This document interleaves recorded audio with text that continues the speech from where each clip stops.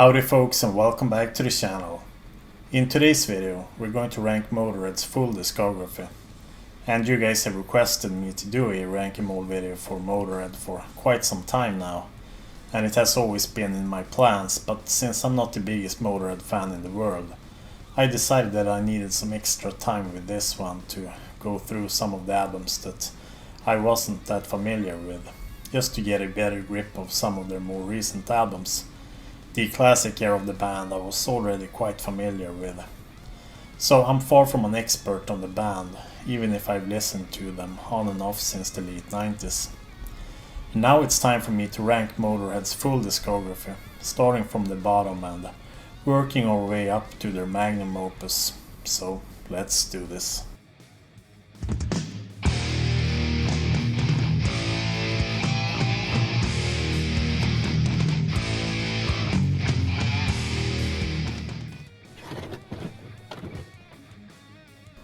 In 23rd place we have On Parole, which was released back in 1979, the same year as Bomber and Overkill. But this album was actually recorded back in 1975, and it was previously unreleased, but due to the band getting more and more popular, Motorhead's label decided that it was a good idea to release it.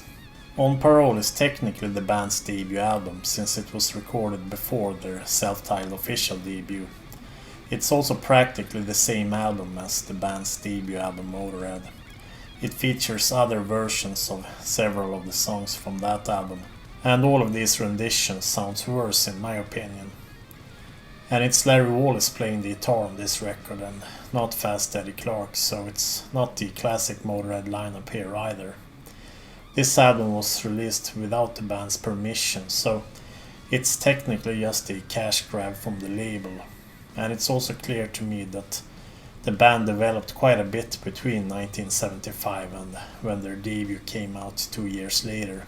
There are 3 tracks on this album that wasn't part of the Motorhead album: On Parole and then 2 cover songs, City Kids and Leaving Here, and none of them are worth your time. Plus White Line Fever is absent here. So maybe On Parole should have remained unreleased or just released as a part of a box or something like that for the completists out there. Because this is, in my opinion, their worst release, if it even counts as a release, since the band never fully recognized it as one. Next. In 22nd place we have Hammered from 2002. And it's said that the 9/11 attacks had an influence on the band and the more reflective tone of this record. The band flew over to LA the day before the attacks to record this album, and it's hard to tell what influence that had on the recordings. But this is quite a moody record and not as in your face as their previous album We Are Motorhead. There are a few subpar songs on this album that doesn't do that much for me personally, but tracks like Walk a Crooked Mile, Brave New World and Red Raw are cool. But despite that, Hammered ends up towards the bottom of the list for me. Next. In 21st place we have Motorhead's 14th studio album Snakebite Love that came out in 1998. And this was kind of a low point in the band's popularity, with several of the albums coming out around this time just sold a few thousand copies in the United States. The recordings of Snakebite Love was also rough, according to drummer Mickey D, who said that there was just not enough time to properly record the album. The band weren't satisfied with certain songs, but on the other hand, the song Assassin has an undeniable heaviness to it. And I think that Motorhead's biographer Joel McIver said it best when he deemed the album solid, reliable and not hugely memorable. Next. In 20th place we have March or Die from 1992, and this was kind of a transition album, since original member Phil Taylor had recently left the band. He does however play the drums on I Ain't No Nice Guy. Tommy Aldridge played the drums on the rest of the album, and we also got some guest appearances from Slash and Ozzy. This was kind of an easygoing album. Songs like Stand or the Ted Nugent cover Cat Scratch Fever gives the album a lighter tone. Add to that the big hit song from this record, Hellraiser, which was a collaboration with Ozzy Osbourne. It was originally featured on Ozzy's No More Tears from the year before, and then we got Lemmy's rendition here on March or Die. The easygoing tone of the album is a bit off-putting to me, even if I find the album to be rather catchy and not as bad as some people make it out to be. Next. In 19th place we have Motorhead's 20th studio record, which is The World Is Yours, that came out in 2010. The album is dedicated to Ronnie James Dio, who passed away a few months earlier. The album itself sounds very similar to the band's last couple of records, I would say. It's modern and well produced, yet dirty as ever before somehow. And upon researching this album, I came across a review that said that Motorhead is one of the few constants, and that Motorhead will outlive all of us, and in some sense that is true, even if Lemmy and the original lineup has passed away since that review was written. Even if the album came out rather late in the band's career, there is absolutely no signs of them slowing down. The World Is Yours is an enjoyable album, even if it's rarely an album that I go for when I'm in the mood for the band, so next. In 18th place we have Aftershock from 2013. It's the band's 21st record out of 22, so we're towards the end of the band's career here. Lemmy was, for example, 68 years old when this album came out, but he still sounds like he always did. The album did quite well, and it entered the Billboard's Top 100 list, as well as receiving a Grammy nomination. And the lineup on this record had been together since 1992, so it was a well-oiled machine. Phil Campbell, for example, delivers some cool guitar work, and Mikkey D is both technical and powerful. End of Time is probably my favorite track on this record. Going to Mexico another, and Queen of the Damned is also worth mentioning here. There is a bit of variety on this record, but I definitely prefer the faster tracks. Anyhow, Aftershock is a solid effort, so next. In 17th place we have Bad Magic, Motorhead's 22nd and final studio album. It came out in August of 2015, just 4 months before Lemmy passed away. Drummer Mikkey D said that it was his spontaneous recording, and that the band recorded certain songs live. I think that Bad Magic was a fine ending for the band. Lemmy's voice and overall health might have deteriorated a bit, and there are perhaps a few recycled riffs and ideas here and there, but it doesn't sound like a band ready to cave in just yet. If Lemmy hadn't passed away, I'm sure that they would have continued on with the classic Motorhead formula for a few more records. Bad Magic is quite bluesy at times, but also fast and swinging in certain songs. Till the End is a heartfelt ballad, especially when Lemmy passed away so close after this album came out. Next. In 16th place we have Kiss of Death, that came out in 2006. It was the follow-up to Inferno, which was quite a popular record in their discography. So the expectations on Motorhead had certainly increased in the couple of years leading up to this record. I think that the band managed to deliver another quite strong effort without it being as good as Inferno. It's still heavy and the album sounds good as well.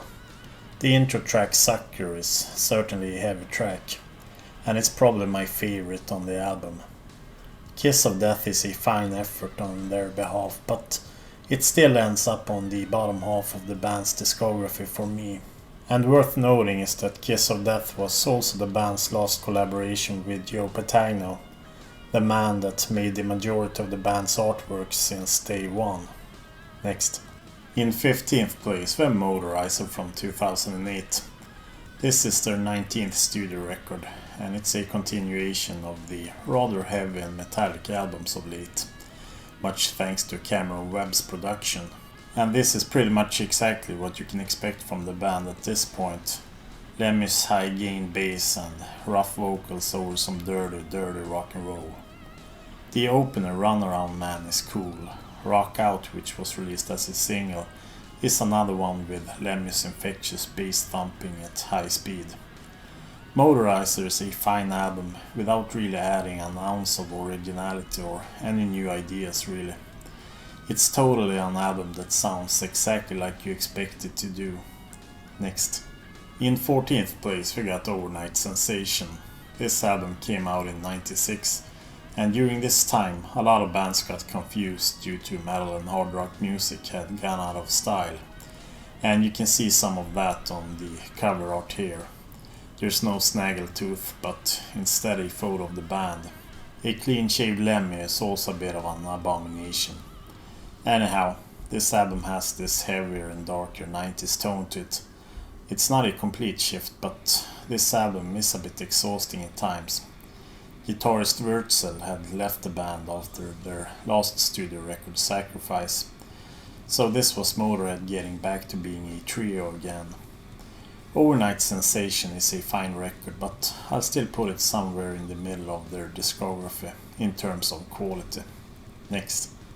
In 13th place we have We Are Motorhead, if anyone doubted what band we're talking about here. It's Motorhead, and this album came out in the year 2000.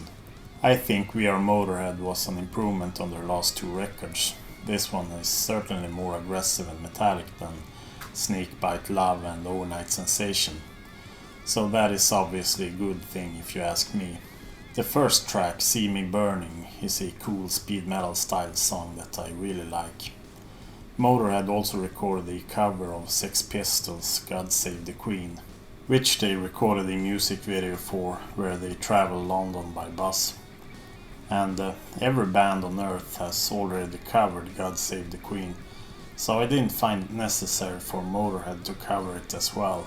Anyhow, the band stuck to the classic Motorhead formula with this record, and that is always a good thing. Or as the Motorhead mantra says, we are Motorhead and we play rock and roll. Next. And speaking of rock and roll, in 12th place we have Rock and Roll from 1987. This album was criticized a bit for not being up to the same standard as more or less all previous Motorhead albums. Heck, even Lemmy thought that this was a weak effort, and who am I to disagree with that? Despite having two guitarists on this record, the album sounds surprisingly thin.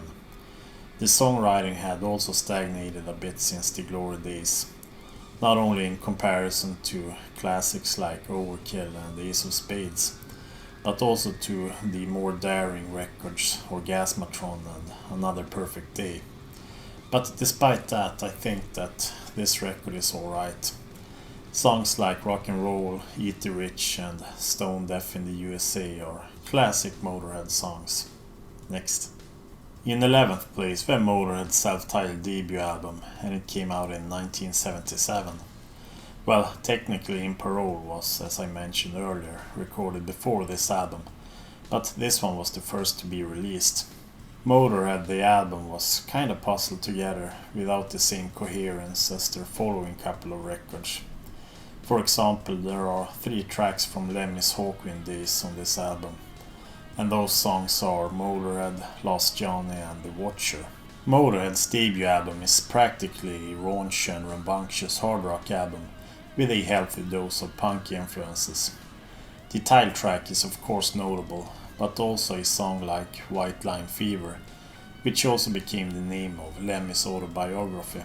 Back in 1977, when this album came out, I bet that a lot of people found it to be very loud and dirty. But looking back upon the album, it certainly feels a bit dated. Lemmy was actually close to 32 years old when Motorhead's debut album came out, which was a bit odd when most people seemed to be ready for retirement by that age back then. Motorhead's debut was cool and perhaps a few years ahead of its time, but I think that they were still trying to figure out their sound while recording this one. Next.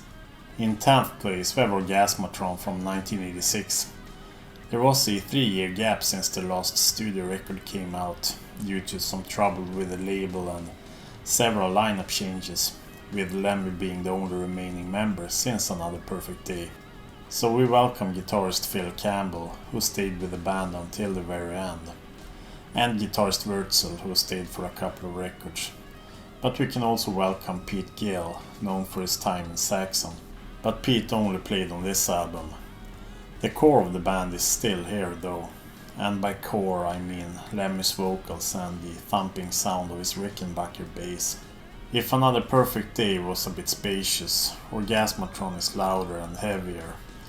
Orgasmatron was something of a fresh start for the band, but it was also 1986, and by then thrash metal had reached its peak of popularity, so there was definitely more competition for the world's loudest band. Next. In ninth place we have Sacrifice from 1995. The album starts off with one of the band's heaviest songs, the thunderous and moody title track Sacrifice. And if you think that Motorhead was just a rock and roll band, then you should definitely give Sacrifice a listen.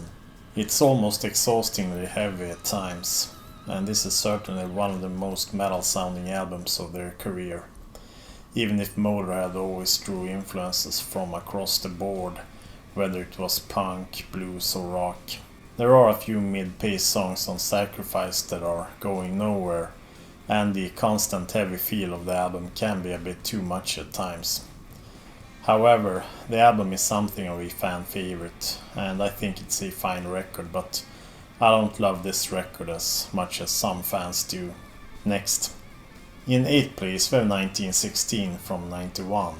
The album starts off in your typical Motorhead fashion with the one to sing the blues, and I'm So Bad Baby I Don't Care. But after that the album becomes quite varied. There's a bit of blues like in the song Going to Brazil, some creepy keyboards in Nightmare/Dreamtime, Love Me Forever is a ballad, and then there's also some punk worship in the Ramones tribute song Ramones. 1916 is a well-produced album with lots of variation, but it's not just the band exploring different avenues.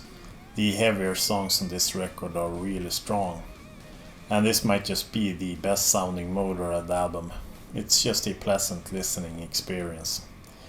But it also gets a bit too sentimental for my taste with the title track 1916. Anyhow, the album is a solid one, no doubt about that.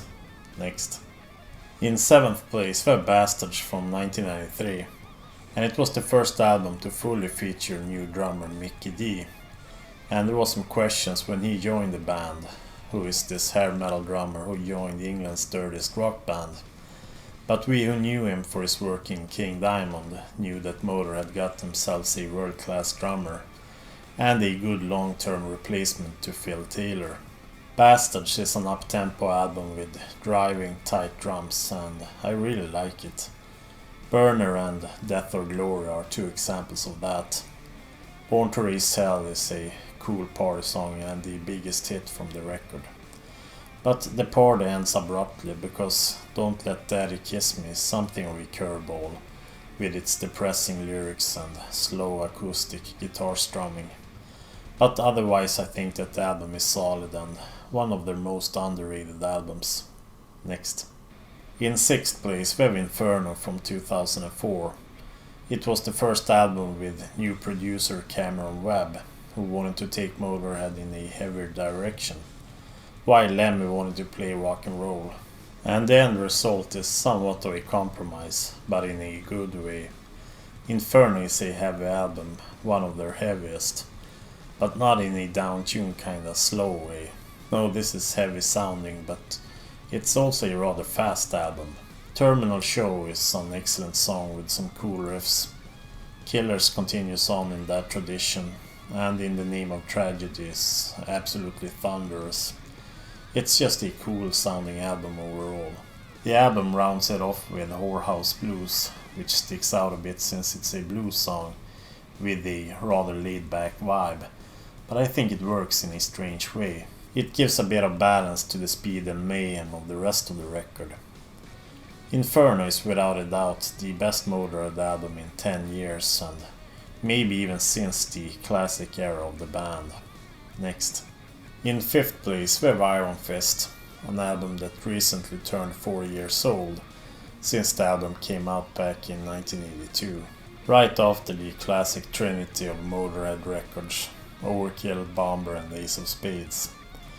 The sound of Iron Fist is a bit more up to date and also more accessible. The production was done by the band's guitarist Fast Eddie Clarke, so this was the last Motorhead album that he appeared on. So in some sense this was the end of the first era of the band. Iron Fist is often seen as one of the weaker moments of this classic era that lasted for about 6 years. It really felt like the band had done similar things before, and Iron Fist did perhaps not have the same impact as Ace of Spades, for example. So maybe some people felt that Iron Fist was a bit of a letdown. And sure, it has its weaker moments too, but I think that they show their strength with the title track Iron Fist, which is one of the best songs that the band ever recorded. Other tracks worth noting are Go to Hell and Speed Freak. Apparently the band was quite busy at the time, and a few songs were unfinished upon entering the studio to record them. So that can explain some of the filler tracks on the record. The album has 12 songs, so they could perhaps have cut 3 or 4 songs and made the album a bit more focused. But despite me talking down Iron Fist, I still consider it to be a classic record in their discography, and definitely an album worth picking up if you're a fan of the band. Next. In 4th place we have Another Perfect Day, and this was the album that featured Brian Robert Robertson, previously in Thin Lizzy. And the fans weren't too happy about him joining Motorhead. Not because of his credentials, but more because how he looked with his short red hair and colorful jackets. I do think that image fills a function, because the band no longer looked like a cohesive unit. Image matters whether you deny it or not. The album also continues on the sound and style of Iron Fist, with its cleaner and less chaotic vibe. Brian Robertson's guitar style is also a bit different from Fast Eddie Clarke's. The album sounds more spacious with Robertson's bluesier licks. It's simply a marriage between Thin Lizzy and Motorhead, even if it still sounds very much like good old Motorhead to me. The album starts off in a convincing way with Back at the Funny Farm, Shine and Dancing on Your Grave, 3 quite different songs, but all pretty solid in my opinion. The highs might be better on Iron Fist, but I think that Another Perfect Day is more consistent, so that's why it's my number 4. Next. In 3rd place we have Bomber, which was released in '79, just like On Parole and Overkill. And despite being released so close to Overkill, Bomber is an album that stands on its own. The album starts to drag a bit with the bluesy Sweet Revenge, but overall there's no shortage of Motorhead classics on this record. From the intro track Dead Man Tell No Tales to Sharpshooter, Stone Dead Forever and the title track Bomber. With Overkill and Bomber, Motorhead showed the world that the decade to come would be something else than the wishy-washy peace and love themes of the 1970s. The songwriting was getting more focused around this time, in comparison to the band's self-titled debut album. Bomber was also kind of sandwiched in between their most popular albums, Overkill and Ace of Spades. And while the title tracks of those 2 records are more recognizable than Bomber, it's still a very good song. Bomber is also an iconic album, and it will go down as one of Motorhead's absolute best records. Next. In 2nd place we have Ace of Spades, and it features the band's biggest hit by far, which of course is the title track Ace of Spades. And you've all heard it before, so I'm not going to talk that much about it. But despite it being overplayed and all, it's a rather remarkable song, and a career-defining moment for the band. I'm also a bit of a western nerd, so I dig the album cover too, with the guys dressed up like they were about to enter a Sergio Leone-style standoff. It's kind of funny when Lemmy says western movie in the track Shoot You in the Back, which by the way is one of the more metallic songs that the band had written up until this point. Other songs worth mentioning are We Are the Road Crew, Jailbait, The Chase is Better Than the Catch, and The Hammer. And there were a few heavy-hitting albums released in 1979, but it was really in 1980 when metal music made a comeback and sent punk rock back to the history books. with the release of Black Sabbath's Heaven and Hell, AC/DC's Back in Black, Judas Priest's British Steel, and of course Motorhead's Ace of Spades. Next. The number one Motorhead album is in my opinion Overkill from 1979. With their self-titled debut, the band established an identity, but with their sophomore release, the band shed most of the baggage of early members and lingering progressive space rock material from the Hawkwind days. Plus the material here is more focused but also faster, louder and heavier. It was here that the band laid the groundwork that bands like Venom, Tank and even Metallica would build a lot of their ideas on. The title track is especially amazing and ahead of its time with its double bass rhythms. Stay Clean and Damage Case are also two songs worth mentioning here. No Class has a bit of a CC Top vibe to it, while Capricorn and Metropolis are a bit more spacious. Overkill is a classic album, but it's mostly remembered for the title track that really laid the groundwork for the new wave British heavy metal scene that was about to take off, and for future speed and thrash metal bands as well. And I'm not sure if the record would have had the same impact without the title track. Well, let's not sweat it, to quote Motorhead themselves. Overkill is a classic heavy metal album, and in my opinion, Motorhead's best record. So, let's check out my full rank then, and here we have it. I decided to include On Parole, even if it should perhaps not have been on the list in the first place. I think that the band aged gracefully, but it's hard for a newer album to compete with the classics in my opinion. Even if a newer Motorhead song might be good, it's just hard to compare it to Overkill or Iron Fist. I was also mostly familiar with the classic older stuff upon doing this ranking mode video, but over the last 4 months or so I've been listening to Motorhead on a daily basis to be able to complete this rather well requested ranking mode episode. So I hope that you guys liked it, and if you did, then smash that like button and subscribe with the bell notifications turned on, so you won't miss out on future uploads. And by the way, feel free to share your opinion on Motorhead's discography down in the comment section below. What's your favorite Motorhead album? And if you're familiar with most of their discography, feel free to rank it down below. And if you like my work and want to support a channel that is dedicated to classic metal, then you should consider becoming a Patreon. It's from $3 per month, and you get an invite to my Discord community, where we talk about metal and such. I also want to recommend that you check out my Remembering Motorhead video that I linked on the end screen of this one, where I talk about my memories of seeing Motorhead in Sweden back in the late 90s. So check that one out as well. And of course, rest in peace to the classic Motorhead lineup of Lemmy Kilmister, Phil Taylor and Fast Eddie Clarke, but also to Wörst, who passed away a few years earlier. And that's all folks, so thanks for watching, and I'll catch you guys in the next video. Bye bye.